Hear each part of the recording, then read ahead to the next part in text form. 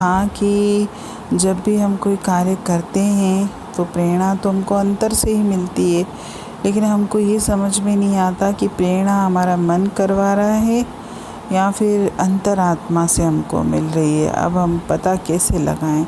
तो इसमें लिखा है कि आपको ये पता नहीं चल पाएगा।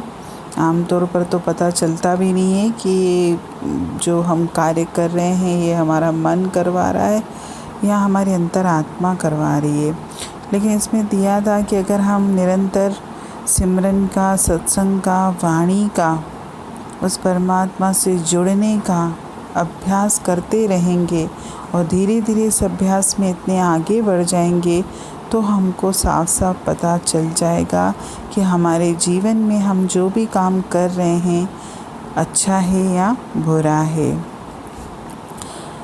नॉर्मली अभी जो हम जीवन जी रहे हैं, यानी हमारी अभी इतनी तरक्की इस रास्ते पर नहीं हुई है, तो हमको ये पता ही नहीं चलता कि जो कुछ भी हम जीवन में कर रहे हैं वाकई में वो अच्छा है या बुरा है। हम तो ऊपरी देखकर समझते हैं और सोचते भी हैं कि हम जो भी कर रहे हैं अच्छा कर्म ही कर रहे हैं, और जिस कर्म को मैं अच्छा मानता हूँ हो सकता है कि वो कर्म गलत हो और उस गलत कर्म का परिणाम भी मुझे ही भुगतना पड़ेगा। इसलिए ये फैसला करना बड़ा कठिन है कि जीवन में क्या ठीक है क्या गलत है, क्योंकि कोई बात मेरी नज़र में राइट हो सकती है, सामने वाले की नज़र में वही बात रॉन्ग हो सकती है। कोई बात या कोई चीज़, कोई पदार्थ, कोई रिश्ता मुझे फ़ायदा पहुंचा सकता है। सेम टू सेम सिचुएशन अगर सामने वाले के जीवन में भी है, लेकिन उस बात से उसको नुकसान पहुंचता है, तो हम कैसे पता करें कि क्या जीवन में ठीक है क्या गलत है। और एंड में जो वाणी में दिया था सबसे सुंदर बात दी थी कि जीवन में हम सिर्फ ये चीज़ देखें कि जो भी बात, जो भी सिचुएशन में मुझे परमात्मा की तरफ जाने में मदद करती है, वही बात, वही सिचुएशन मेरे जीवन की अच्छी है, और जो कुछ भी मुझे उससे दूर ले जाता है वही बुरा है। और इस तरह हम फैसला भी कर पाएंगे जीवन में कि हम जो भी कार्य कर रहे हैं, जो भी कर्म कर रहे हैं वो ठीक है या गलत।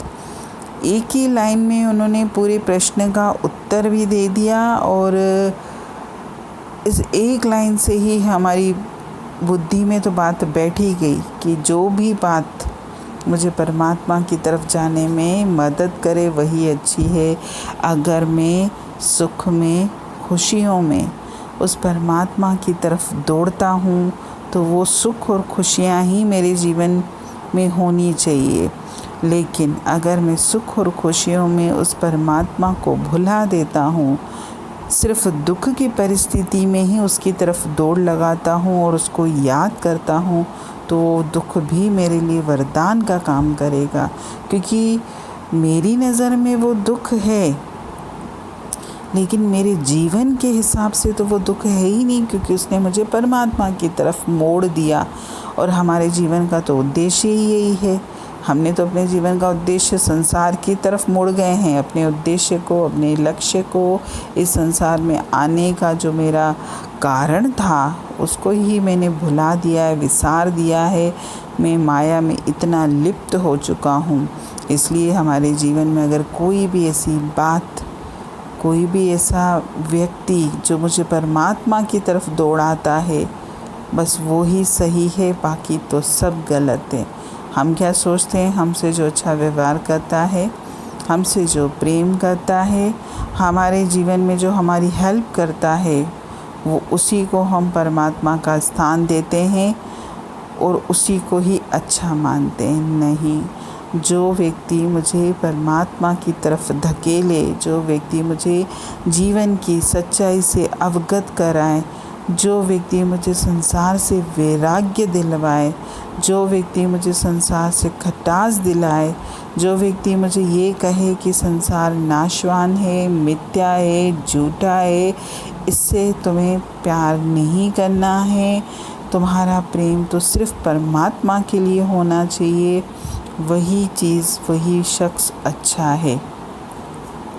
अगर जिसके जीवन में परमात्मा ने ऐसी परिस्थिति दी है, ऐसा कोई साधन दिया है जो मुझे परमात्मा की तरफ जाने में मदद करता है, वो तो इस संसार का सबसे बड़ा खुशकिस्मत व्यक्ति है।